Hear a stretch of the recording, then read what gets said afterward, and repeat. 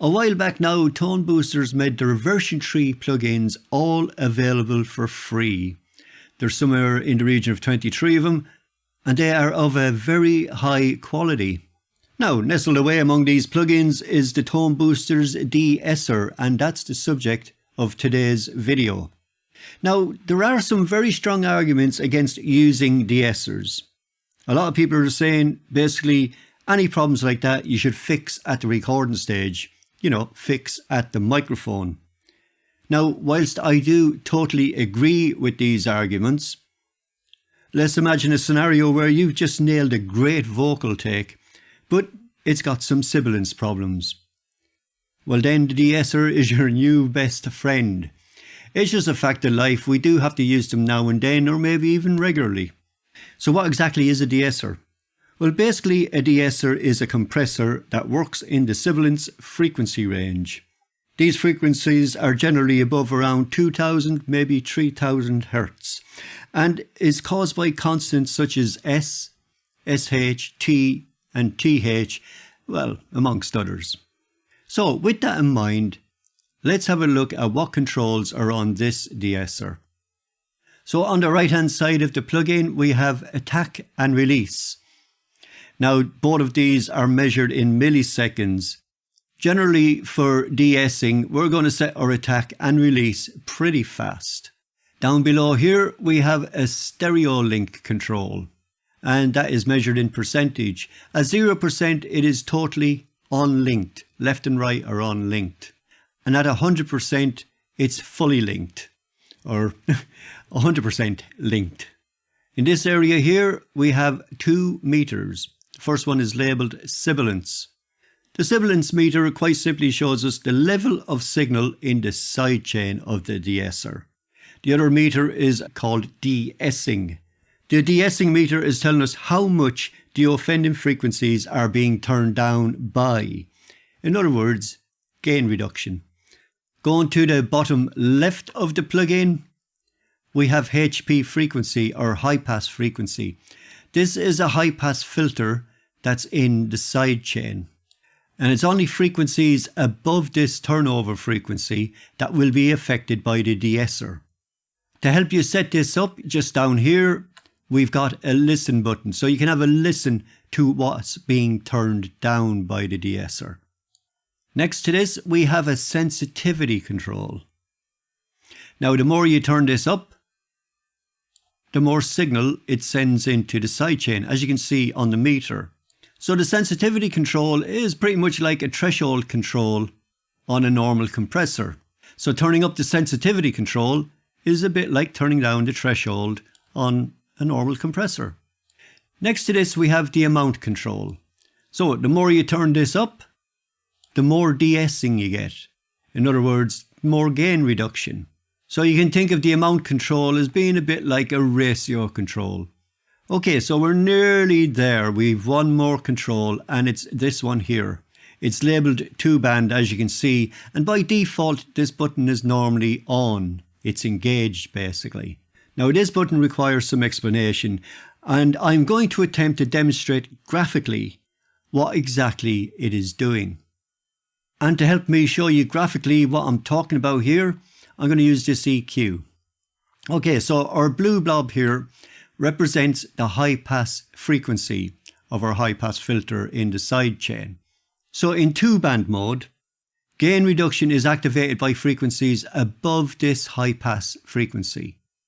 When that happens, it turns down only the frequencies above this high pass frequency. So this is what you would expect from a de-esser really. Now, when we turn off the 2-band button, we're now in what we call broadband mode. Now, yet again, gain reduction is activated by frequencies above this high pass frequency. The difference this time in broadband mode is that it turns down the whole signal regardless of frequency. So it's still activated by frequencies above this high pass frequency, but once it's activated, it turns the whole signal down. What I would say to you is just leave this 2-band button engaged and you'll be fine. And finally, let's hear it in action. I'm going to be using a very short vocal phrase here. Let's have a quick listen. To take away my time, to take away my time. Okay, nice and short. Now, as you can hear at the beginning of the vocal, there are a couple of T's, which are what I would refer to as being spitty. So that's what we're going to tackle with our de-esser. Now, there is another T, the very last word, time. It's not quite as spitty as the first two, so it'll also affect this, but not as much.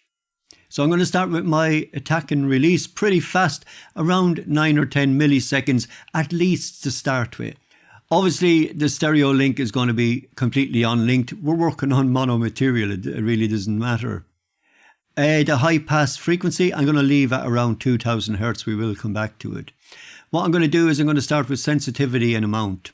And we're going to aim for around 3-4 dB of gain reduction on those really bad T's at the beginning.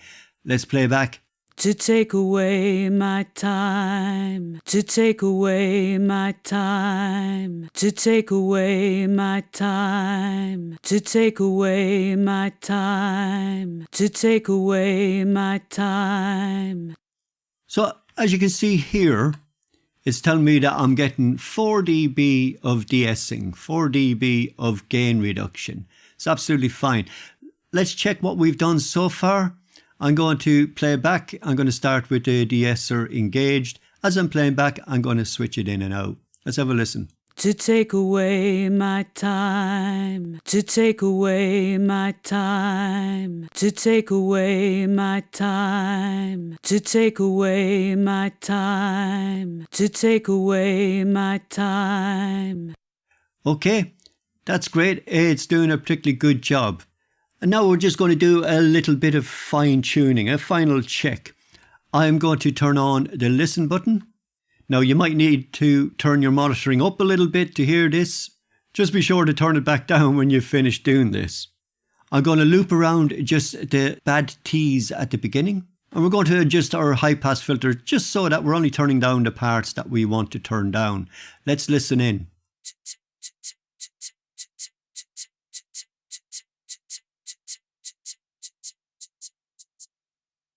Okay, we're not doing anything there.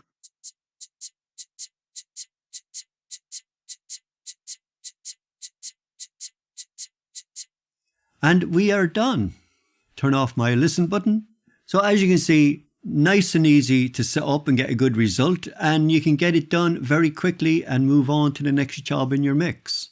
And there you have it. As always, I will leave a link in the description so that you can download these plugins and give them a spin yourself. More than worth your while.